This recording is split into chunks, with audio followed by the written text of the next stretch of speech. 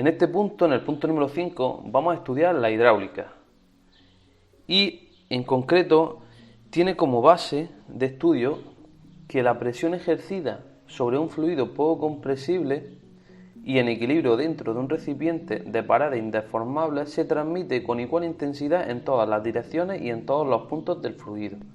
¿Esto qué quiere decir? Que cuando sometemos a una fuerza, este líquido transmite su energía hacia todas las direcciones y a todos los puntos con la misma intensidad.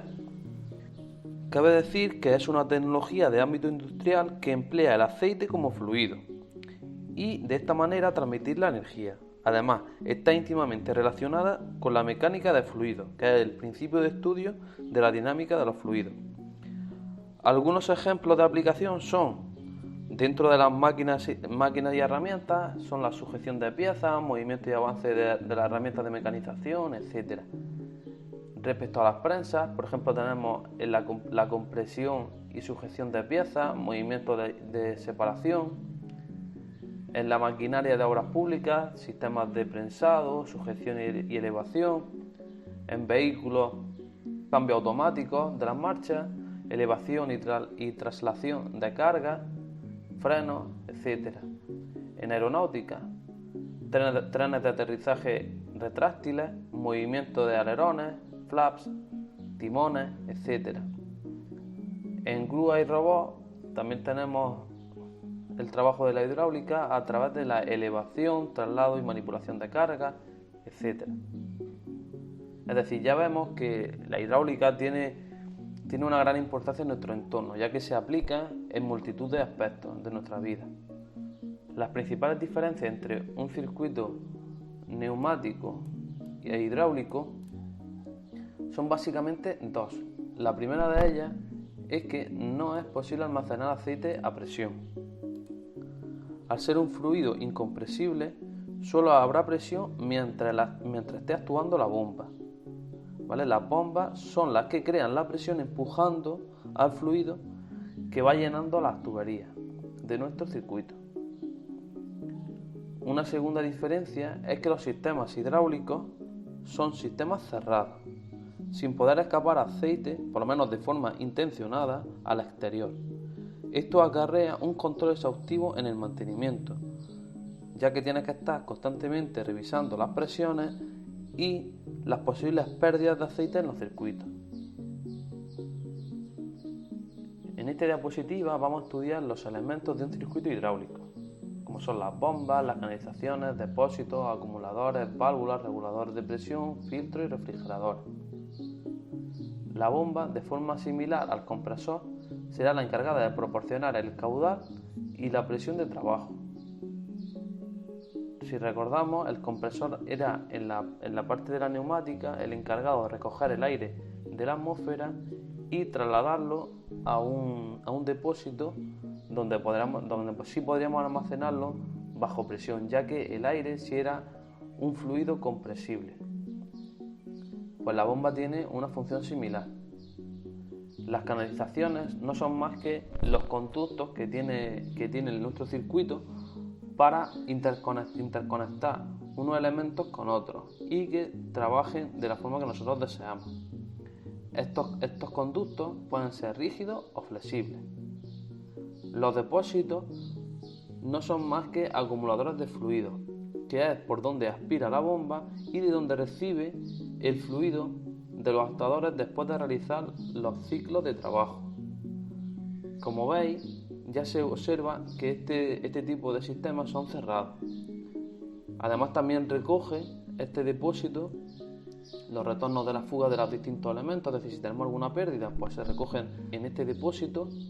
Esto es importante, pues no se puede permitir la pérdida del fluido para que el circuito no se deteriore. No podemos dejar a nuestro circuito sin líquido en ningún momento, porque si no podríamos deteriorar nuestro circuito o cualquier elemento, ya que no está preparado para que trabaje con aire, sino con aceite.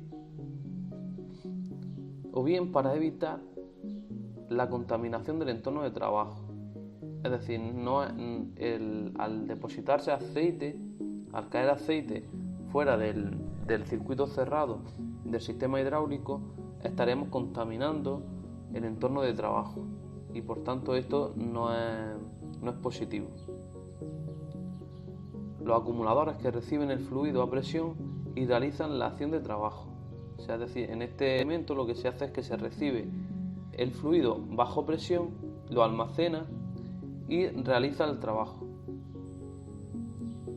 Las válvulas son las encargadas de controlar el flujo del fluido.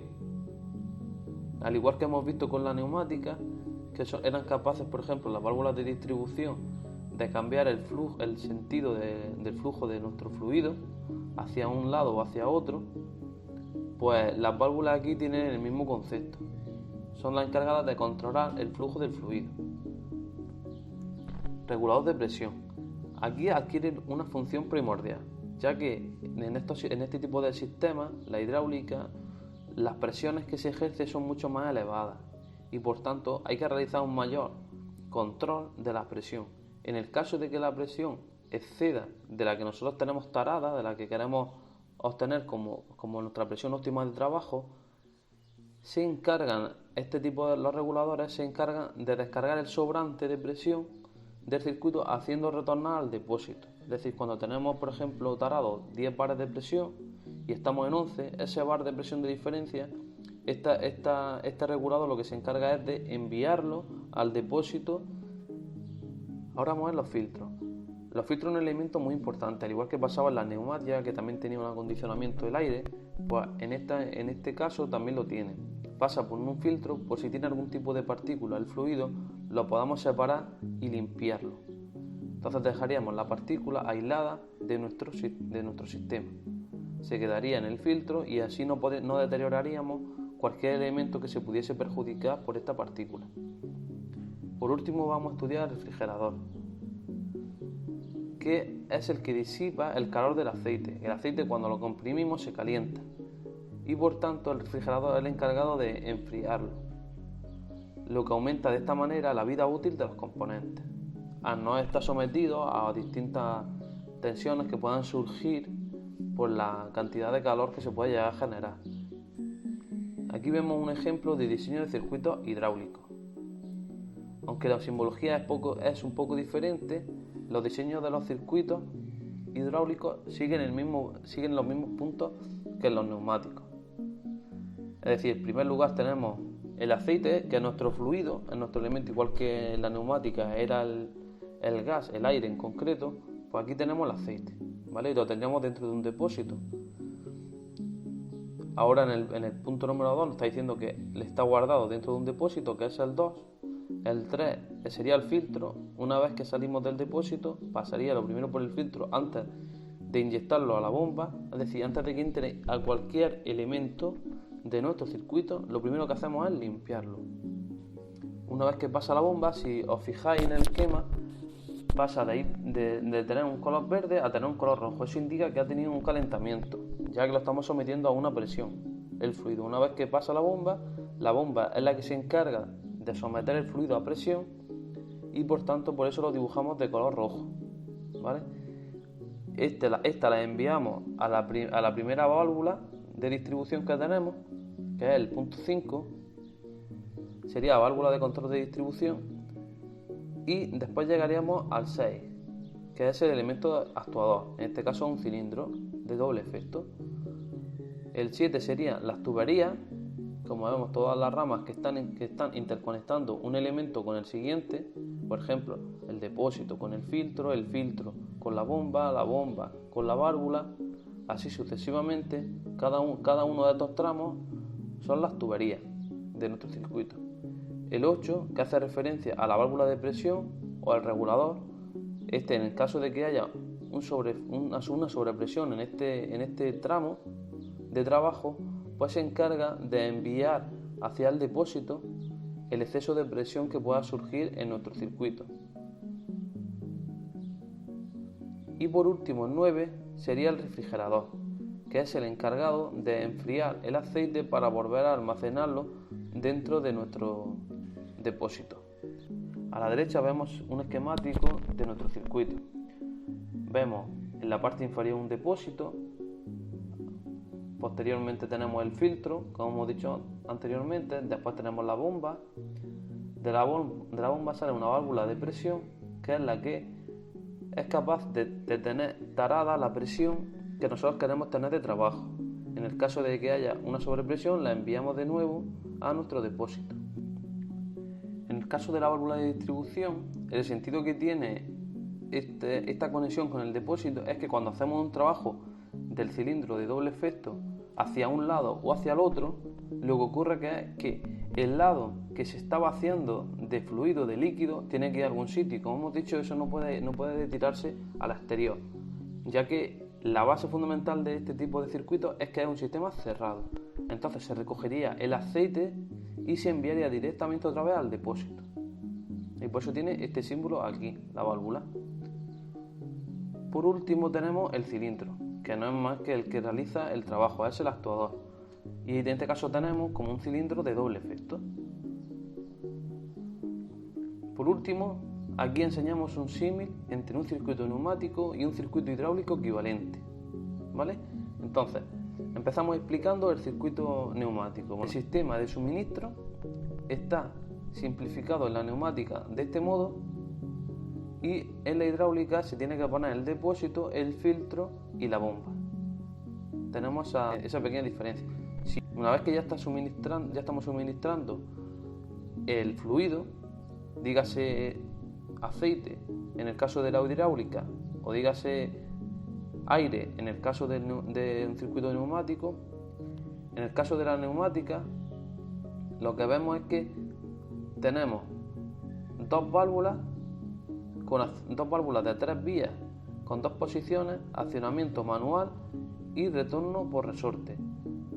Una vez que nosotros pulsemos una u otra, lo que esforzaremos es que la válvula de distribución sea capaz de ir a la zona de trabajo o a la zona de reposo, para de este modo hacer trabajar al pistón 1.0 en primer lugar de doble efecto.